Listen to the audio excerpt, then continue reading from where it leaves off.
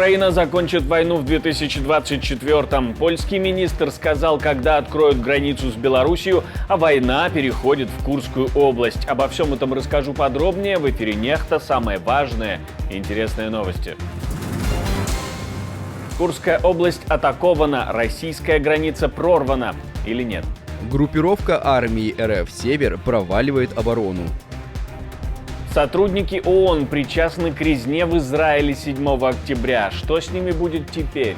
Мы не смогли независимо подтвердить подлинность большинства предоставленных сведений.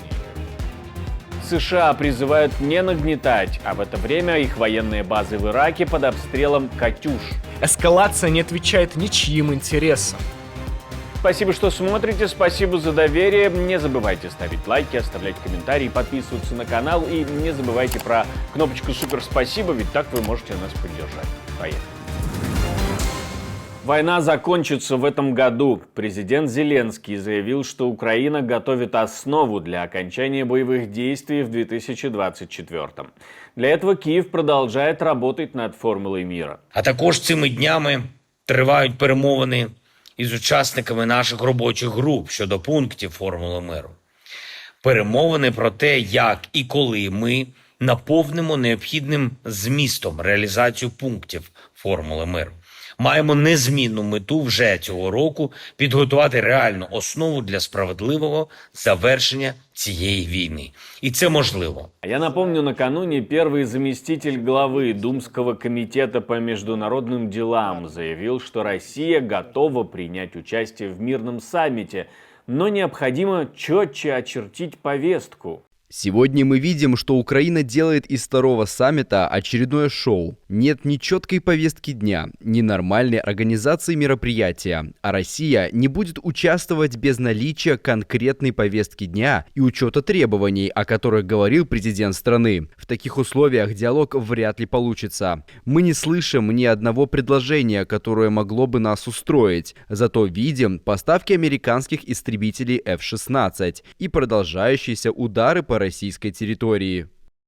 То есть, как всегда, вроде согласились, а вроде и не соглашались. Российские медиаресурсы и посты пользователей интернет сегодня полны паники, особенно локальные курские паблики. Многие пишут о прорыве украинских вооруженных сил через границу.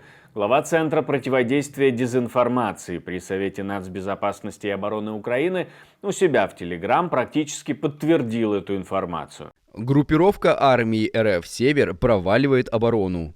Исполняющий обязанности губернатора Курской области Алексей Смирнов заявляет, что прорыва границы не допущено. Вместе с тем, российские источники, Z-паблики писали о боях в районе Суджи и Куриловки в Курской области. Сразу в ряде населенных пунктов области сообщали об обстрелах. Мы поговорили с военным экспертом о том, для чего такие операции проводятся и будет ли Украина пытаться удержаться на российских территориях, если уже зашла туда. Точно не стоит цель создания плацдармов или развития оперативного наступления или тактического уровня наступления на этих направлениях. Почему обстреливаются населенные пункты в приграничье на территории не только Курской, но Белгородской, Брянских областей. Потому что, по сути, если вот посмотреть даже официальную информацию, которая публикуется на белгородских сайтах, то там практически не осталось гражданского населения. И логичный вывод, что в этих домах, оставленных местными жителями, сейчас располагаются российские военнослужащие. Поэтому, когда мы видим кадры украинского дрона, который уничтожает очередную хату, скажем так, мирных российских граждан, то будьте уверены, что перед этим была разведка, и там в том доме точно были российские военнослужащие. Поэтому вот такие действия будут продолжаться для того, чтобы обезопасить себя от, в том числе, проведения этих разведывательно-диверсионных акций на территории Украины. Польский министр иностранных дел сказал, когда откроют пограничные переходы с Белоруссией и какое условие должно быть соблюдено для разблокирования границ. Отмечу, что мы не закрывали дополнительные пункты пропуска. Напомню, что переход в Бобровниках был закрыт прежним правительством в ответ на несправедливый арест и приговор Анджею Почобуту, который, к сожалению, до сих пор остается в тюрьме. Дата открытия пограничных переходов зависит от срока заключения Анджея Почобута. В то же время министр отметил, что новое правительство Польши совсем недавно по просьбе белорусской оппозиции позаботилось о том, чтобы санкции Европейского Союза хотя бы в отношении ввоза частных автомобилей с белорусской регистрацией интерпретировались таким образом, что белорусам разрешается въезжать на них в Польшу и Европейский Союз, в то время как российские граждане такой привилегии не имеют. Наша команда существует благодаря вам. Поддержите ее, чтобы мы могли продолжать нашу работу. ООН признала, что как минимум 9 сотрудников Ближневосточного агентства для помощи палестинским беженцам БАПОР участвовали в резне 7 октября. Об этом пишет Reuters. В ООН говорят, что проводили расследование в отношении 19 сотрудников, и 9 из них попали под подозрение.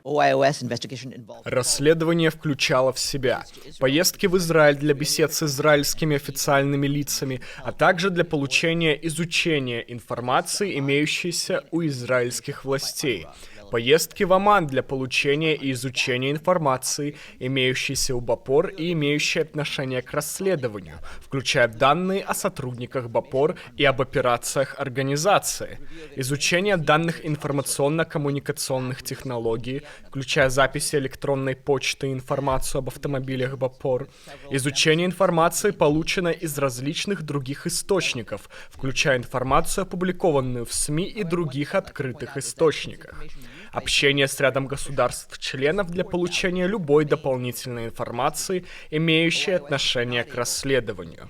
Однако я хотел бы отметить одну вещь. Поскольку информация, использованная представителями израильских властей для обоснования обвинений, осталась в Израиле, мы не смогли независимо подтвердить подлинность большинства предоставленных сведений. Сотрудники будут уволены, говорят в ООН.